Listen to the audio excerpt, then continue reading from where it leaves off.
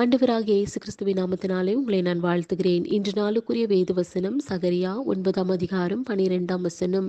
நம்பிக்கையுடைய சிறைகளே அரணுக்கு திரும்புங்கள், இரட்டிப்பான நன்மையை தருவேன், இன்றைக்கே தருவேன்.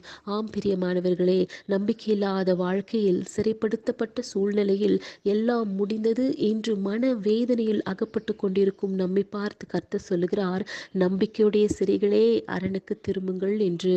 நம் நம்பிக்கை கர்த்தர் பேரில் மட்டுமே இருக்க வேண்டும்.